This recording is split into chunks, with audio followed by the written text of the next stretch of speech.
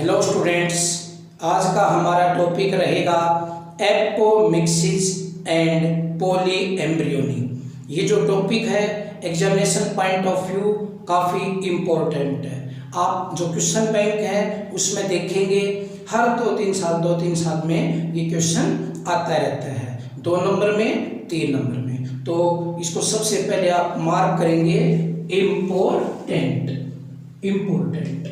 और टॉपिक का नाम बताया एपोमिक्सिस एंड पॉलीएम्ब्रियोनी। तो काफी इंपॉर्टेंट टॉपिक है, ध्यान से देखेंगे करेंगे। एपोमिक्सिस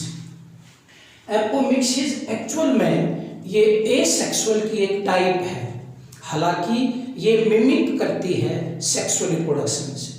अब हम दोनों बातें कहने लग रहे हैं।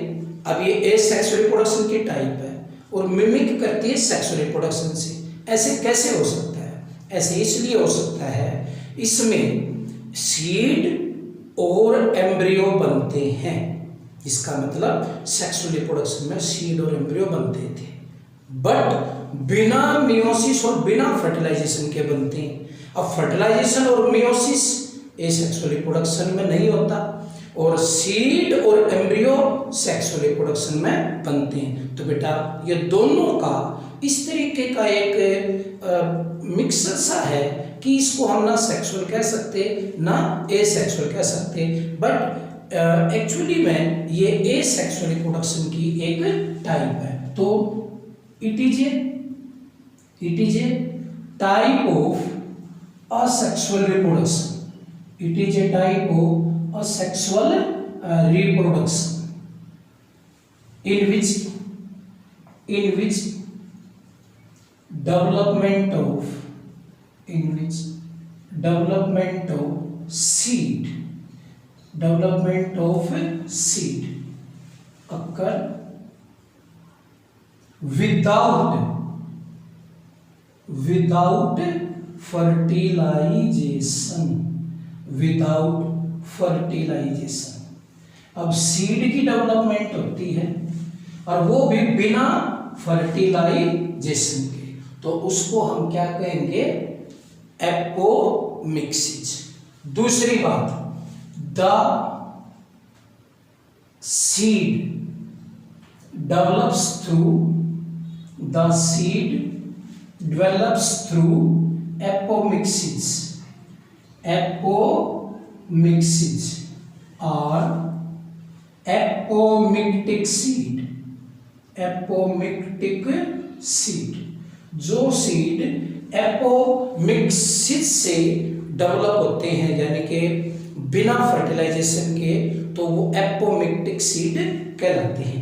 एंड आर नॉर्मल, और ये कोई ऐसा नहीं है कि ये जो बीज हो इनमें किसी प्रकार की त्रुटि हो या एरर लिमिटेशन हो, नहीं, ये बीज बिल्कुल उन्हीं बीज जैसे हैं, नॉर्मल है। ये नेचर के अंदर ऐसा हो जाता है कि कुछ एक स्पीसीज के अंदर बिना फर्टिलाइजेशन के सीड डेवलप हो जाता है। और इसका जो एग्जाम्पल है एपोमिक्सिस, ये आप ध्यान रखेंगे, important. Apomixis is generally found in ये जो एस्टेरेसी फैमिली है, एस्टेरेसी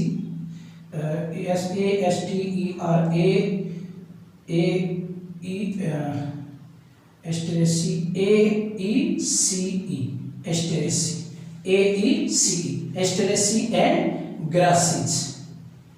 जो ग्रासीज फैमिली है और जो एस्टेरेसी फैमिली है उनके अंदर ये मिलती है, फैमिली के अंदर उनके अंदर पाया जाता है।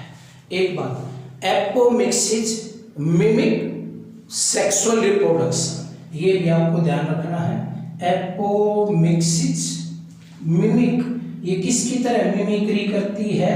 सेक्सुअल रिप्रोडक्शन है नहीं सेक्सुअल, उसकी तरह बस मिमिक्री करती है।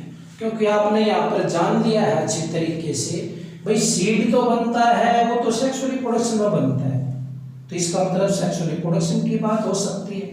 बट बिना फर्टिलाइजेशन के बनता है, ये तो एसेक्सुअल रिप्रोडक्शन की है। तो इसका मतलब एक किस्म से सेक्सुअल और एसेक्सुअल की कोई इंटरमीडिएट टाइप हो सकती है। तो यहाँ जो बीज बनेगा वो नॉर्मल होगा, एपोमिक्टिक जो सीड है वो बिना फर्टिलाइजेशन के बनेगा। ये जो एपोमिक्सिस है ये दो प्रकार की होती है, टाइप ऑफ एपोमिक्सिस। एपोमिक्सिस एक का नाम है एगैमोस्पर्मी,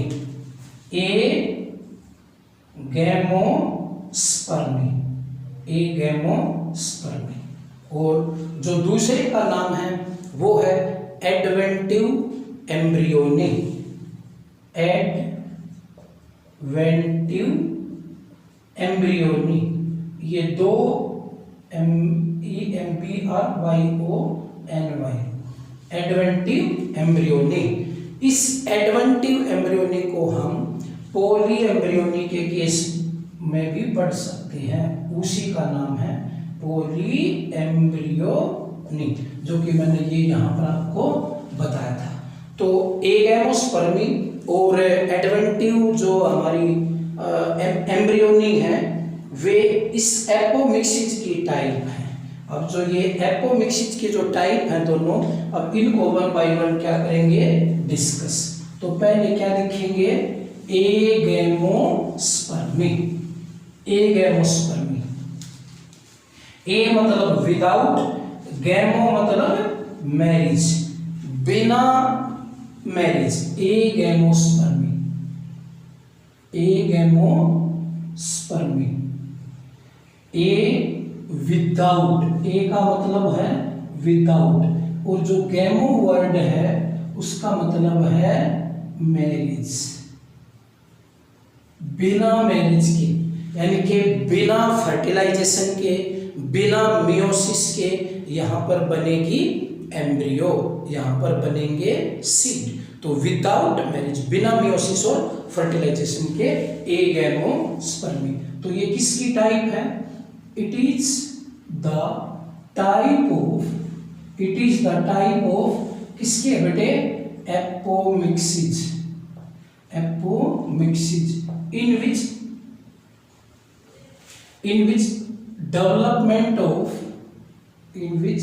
development of seed या embryo, in which development of seed या embryo takes place, seed या embryo takes place without meiosis, without meiosis and fertilization, without meiosis and fertilization। जो seed या जो एम्ब्रियो, सीड या जो एम्ब्रियो बनेंगे वो बिना मियोसिस और बिना फर्टिलाइजेशन यानी कि विदाउट मैरिज वो बनेंगे, उसको हम एगैमोस्पर्मी कहेंगे। अब ये जो एगैमोस्पर्मी भी है ये भी दो प्रकार का है, it is of two types, ये भी दो किस्म का है, it is of two type, agamospermy दो किस्म का। नंबर एक, non current agamospermy, non current agamospermy, और दूसरा है रिकरंट एगैमोस्पर्मी।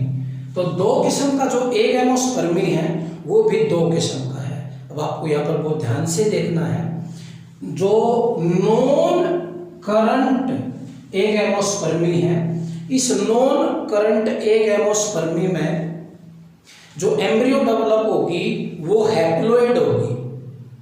तो जिस सीड के अंदर वो एम्ब्रियो होगी वो सीड नॉन वाइबल होगा। क्यों? क्योंकि एम्ब्रियो कभी भी हैप्लोइड नहीं होती, वो कैसी होती है, डिप्लोइड, क्योंकि वो तो फर्टिलाइजेशन से बनती है और यहाँ पर बनी है बिना फर्टिलाइजेशन के। तो इसका मतलब इसमें थोड़ा सा यहाँ पर आपको समझने की जरूरत है। हियर इसमें non current agamospermy, here embryo will be embryo will be haploid. So seed is non-viable. Seed is non-viable. तो सीड क्या होगा? नॉन वाइबल होगा, क्योंकि जो एम्ब्रियो है वो किसी हैप्लॉइड सेल से बन गई। अब हैप्लॉइड सेल से बन गई, डायरेक्टली बन गई। अब वो डायरेक्टली भी बन गई तो भाई बिना फर्टिलाइजेशन के, तो वो हैप्लॉइड और सीड भी क्या होगा? Non viable. दूसरा है recurrent. Here embryo will be diploid, will be diploid. So seed is viable, और वो सीड कैसा होगा? वाइबल होगा, क्योंकि एम्ब्रियो क्या है? डिप्लॉयड, और एम्ब्रियो होती ही डिप्लॉयड है। पर ध्यान दें, ऐसा नहीं कि यहाँ फर्टिलाइजेशन हो जाएगी, यहाँ पर भी फर्टिलाइजेशन नहीं हो रही है। फिर अंतर क्या होगा? वहां पर किसी हैप्लॉइड सेल से एम्ब्रियो बन गई, यहाँ पर जो एम्ब्रियो है वो डिप्लॉयड सेल से बनती है। यानी कि अब इसी में इफ डिप्लॉयड एम्ब्रियो, इसको ध्यान से ये समझें, if diploid embryo develops from, if diploid embryo develops from diploid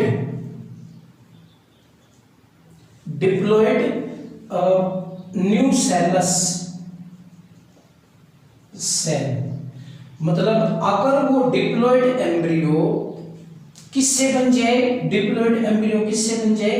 कोई डिप्लॉयड न्यूसेलस सेल है, यानी कि जो ओव्यूल के अंदर जो सेल है वो न्यूसेलस सेल है। उन डिप्लॉयड न्यूसेलस सेल से डायरेक्ट क्या बन जाए? डायरेक्टली क्या बन जाए? डायरेक्ट क्या बन जाए? Diploid embryo. तो इस कंडीशन को हम क्या कहेंगे? एपोस्पोरी। क्या कहेंगे? एपोस्पोरी। तो एपोस्पोरी भी इसी की टाइप है, किसकी? रिकरेंट की। एपोस्पोरी में क्या होगा? एम्ब्रियो क्या होगी? डिप्लॉयड, और वो किससे डेवलप होगी? डिप्लॉयड न्यूसेलस सेल से। और कैसे डेवलप होगी? डायरेक्टली, यानी कि विदाउट मियोसिस एंड फर्टिलाइजेशन। तो इस कंडीशन को हम क्या कह रहे हैं? बताओ। एपोस्पोरी। दूसरी, इफ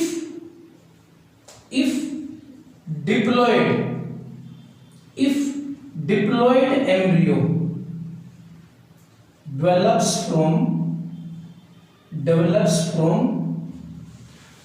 डिप्लॉयड एग सेल या egg mother cell, develop from diploid egg mother cell, egg mother cell. जो जैसे एग मदर सेल है, उसका मियोसिस होता तो हैप्लॉयड एग बनता। हम बात मियोसिस की नहीं कह रहे हैं, मतलब उस डिप्लॉयड एग मदर सेल का मियोसिस हुआ ही नहीं, तो वो डिप्लॉयड की डिप्लॉयड ही रहेगी, डिप्लॉयड मदर सेल रहेगी।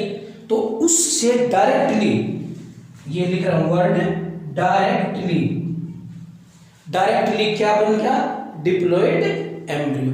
तो इस कंडीशन को हम कहेंगे डिप्लोस्पोरी, डिप्लोस्पोरी। तो ये बन गया डिप्लोस्पोरी। तो रिकरेंट जो एग एमोस्पर्मी है उसमें एम्ब्रियो दो तरीके से बन सकती है, या तो डिप्लॉयड न्यूसेलर सेल से या डिप्लॉयड एग मदर सेल से, बट दोनों कंडीशन में वो डिप्लॉयड होगी। एक बात, दोनों कंडीशन में वो बिना मियोसिस और फर्टिलाइजेशन के बनेगी। दूसरी बात, दोनों कंडीशन में वो डिप्लॉयड सेल से डायरेक्टली बनेगी।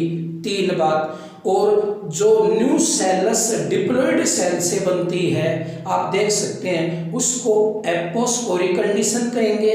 और जो डिप्लॉयड एग मदर सेल से जो डिप्लॉयड एम्ब्रियो बनती है उसको हम डिप्लोस्पोरी कहेंगे। तो ये थी हमारी क्या, एग एमोस्पर्मी, उसकी ये दो टाइप, नॉन करंट और रिकरेंट। फिर ये जो रिकरेंट है इसकी फिर दो टाइप है, ये आपने ऐसे देखा। अब जो एपोमिक्सिस, ये एपोमिक्सिस की एक टाइप है एग एमो, और जो दूसरी टाइप थी वो क्या थी, एडवेंटिव एम्ब्रियोनी, यानी कि पोली एम्ब्रियोनी। पोली एम्ब्रियोनी, आपका नाम ही आपकी कंसेप्ट को क्लियर करने लग रहा है। Poly means many, embryony means embryo. तो एड, ये दूसरी टाइप एपोमिक्सिस की, एडवेंटिव एम्ब्रियोनी या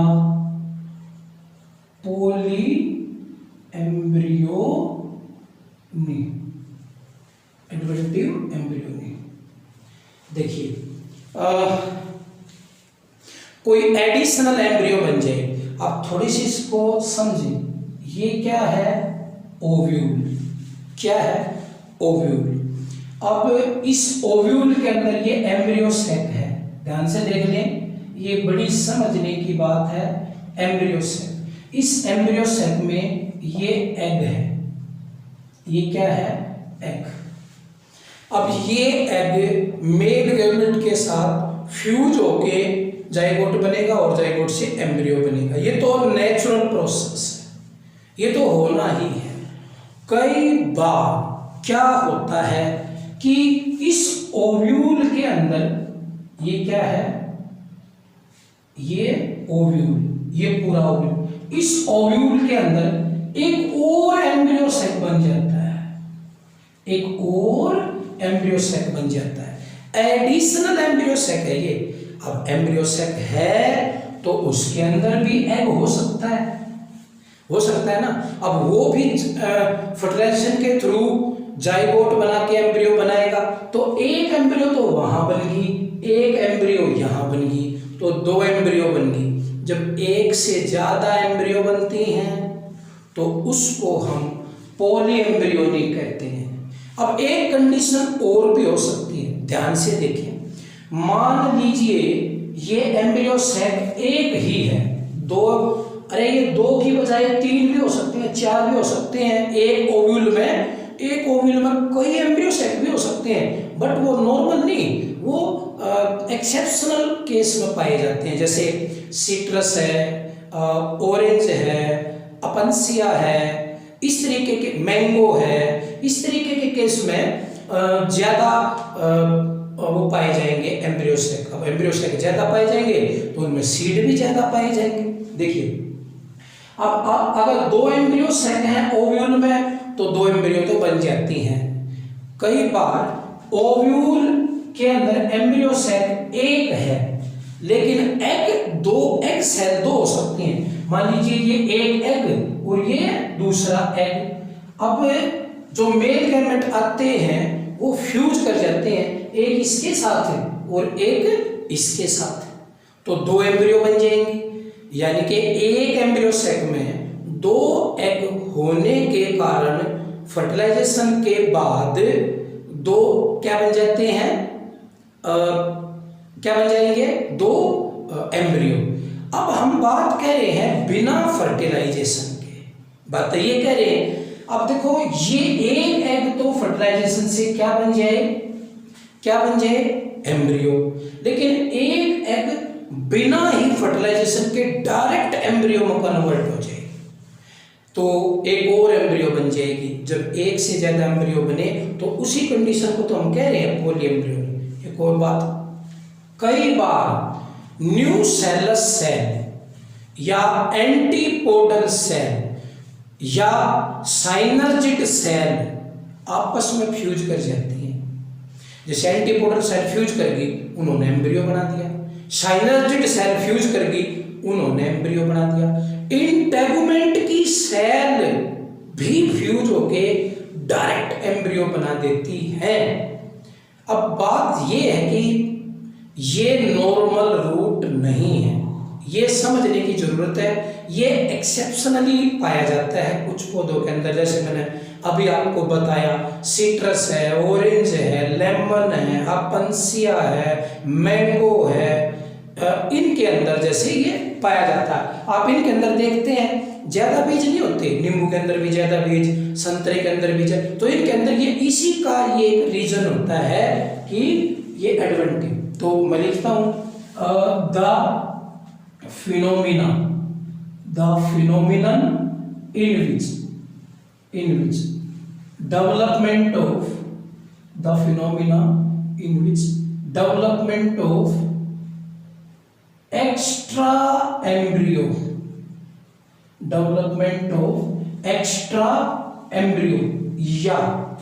या एडिशनल एम्ब्रियो भी कह सकते हैं हम इसको। क्या कह सकते हैं? एडिशनल एम्ब्रियो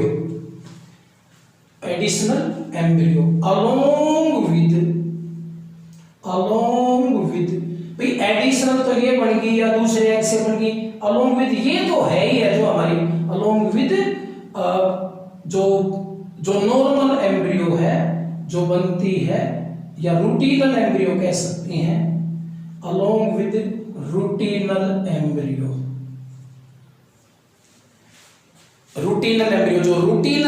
जो रूटीन में जो एम्ब्रियो बनती है वो तो बनती है, उसके अलावा कोई एक्स्ट्रा बन जाए तो उसको हम क्या कहेंगे? Is called adventive embryony.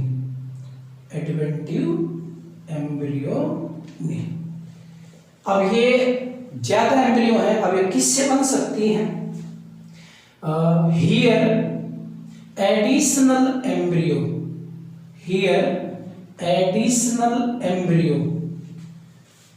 develops directly ये मैं मिटो रहा हूं, directly either from diploid nucellus or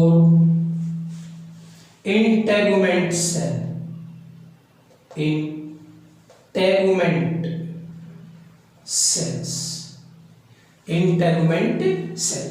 directly उनसे बनती हैं, उनसे ऐसे, यानी कि विदाउट इन्वॉल्वमेंट ऑफ एग। ये लिख देता हूं मैं, विदाउट इन्वॉल्वमेंट ऑफ एग, तो उसको क्या कहेंगे हम? Adventive embryony.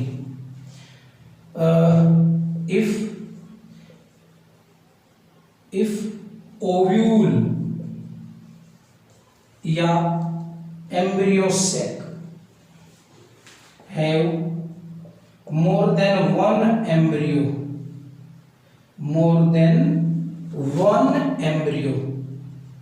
then such condition is called, then बताओ क्या कहेंगे? such condition is called polyembryony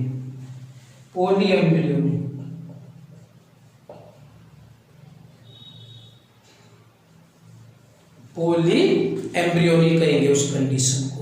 example बहुत इंपॉर्टेंट है, याद रखना, सिट्रस, मैंगो, अपनसिया, ऑरेंज, लेमन एटसेट्रा। इस तरीके के केस में आपको ज्यादा बीज भी दिखाई देते हैं, ठीक है। तो ये पोली एम्ब्रियोनी। अब ये जो पोली एम्ब्रियोनी है ये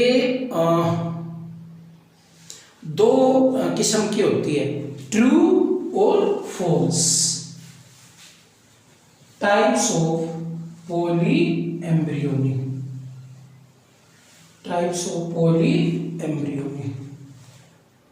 types number 1 true polyembryony, embryony, और दूसरा है फॉल्स पोली एम्ब्रियोनी। देखो ट्रू, अगर एडिशनल एम्ब्रियो उसी एम्ब्रियो सेट में बन जाए जिसमें जाइगोटिक एम्ब्रियो बनती है, जैसे ये वाली एग फ्यूज होके एग और गैमेट, जब मेल गैमेट फ्यूज होते हैं तो क्या बन जाएगा, जाइगोट, और फिर जाइगोट से क्या बन जाएगा, एम्ब्रियो, और इधर कोई और एक और एम्ब्रियो बन जाए। अब ये देखो, ये एम्ब्रियो सेट तो एक ही है और इसमें जाइगोटिक एम्ब्रियो तो बननी ही बननी थी, उसके अलावा ये एडिशनल एम्ब्रियो भी इसी एम्ब्रियो सेट के अंदर बन गई, तो ये क्या मानी जाएगी, ट्रू। यानी कि true if additional embryo, if additional embryo develop in same embryo set, same embryo set, उसी एम्ब्रियो सेट में in which zygotic embryo develop, zygotic embryo develop, उसी एम्ब्रियो सेट में, जैसे कि ये एम्ब्रियो सेट है, उसी में जाइगोटिक एम्ब्रियो भी बनने लग रही है और एडिशनल एम्ब्रियो भी बनने लग रही है, उसको हम कहेंगे ट्रू पोली एम्ब्रियोनी। अगर इसके अलावा जैसे ये एम्ब्रियो यहाँ ना बन के यहाँ बन जाए एम्ब्रियो, तो अलग बन रही है, तो ये क्या हो जाएगी, false.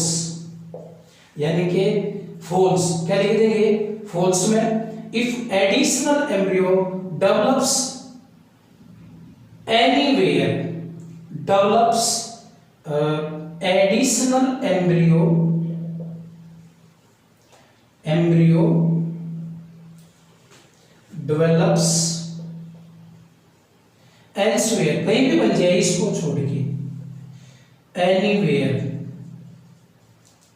Accept zygotic embryo, except zygotic embryo, zygotic embryo को छोड़ के कहीं पर भी बन जाए तो वो क्या मानी जाएगी, ट्रू, सॉरी फॉल्स, तो वो जाएगी फॉल्स पोली एम्ब्रियोनी। जैसे इस एम्ब्रियो सेट को छोड़ के और कहीं बन जाए तो।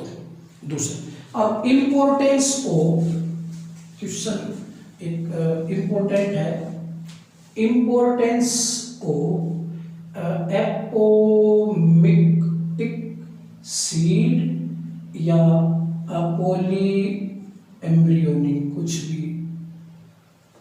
नंबर 1, सीड्स आर हाईली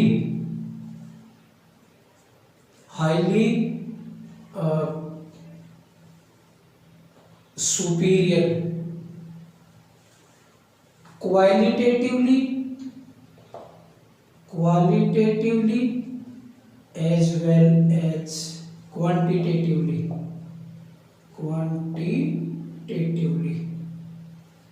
एक इंपॉर्टेंस। दूसरा, एम्ब्रियो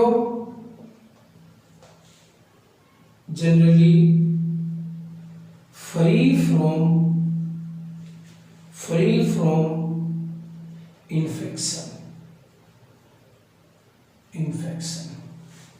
तीसरा, seeds are normal and viable,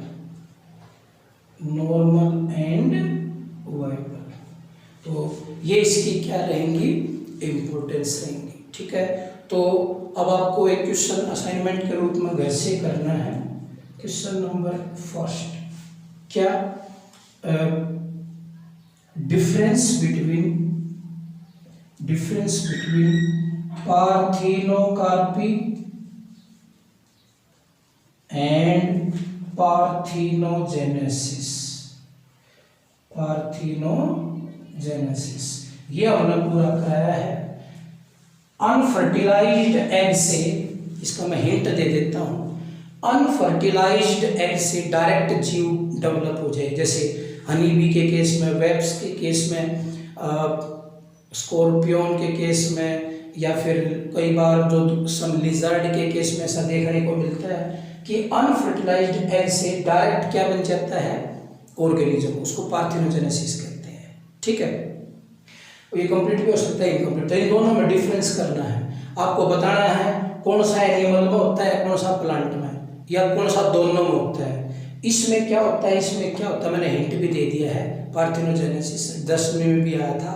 parthenogenesis क्या है ये पूरा कर चुके हैं, इसको ढंग से करना। दूसरा चैप्टर खत्म हो गया है हमारा यहाँ पर इस टॉपिक के साथ। तो do all NCERTs, do all NCERT questions, जितने भी एनसीईआरटी क्वेश्चंस हैं वो आपको करने हैं। अगर कोई भी क्वेश्चन जो पहले आ चुका है और जो आपने कर लिया है उसको छोड़ देंगे, बाकी सभी इनबॉक्स वाले भी और एक्सरसाइज वाले भी, वो सारे जैसे पहले चैप्टर के किए थे उन सभी को आपने करना है। किसी भी क्वेश्चन की लैंग्वेज में कोई प्रॉब्लम आए, कोई क्वेश्चन का आंसर नहीं मिल रहा हो, कोई क्वेश्चन समझ में नहीं आई, तो वो अपने कमेंट बॉक्स में या ग्रुप में उसको शेयर करें। ठीक है, मैं उसका सॉल्यूशन आपको वहाँ पर सेंड करूँगा और साथ साथ उसको समझाऊंगा भी। ठीक है, तो ये हमारा चैप्टर यहाँ पर कंप्लीट होता है। नेक्स्ट लेक्चर में हम नए चैप्टर के साथ आपसे मिलेंगे। Okay, thank you.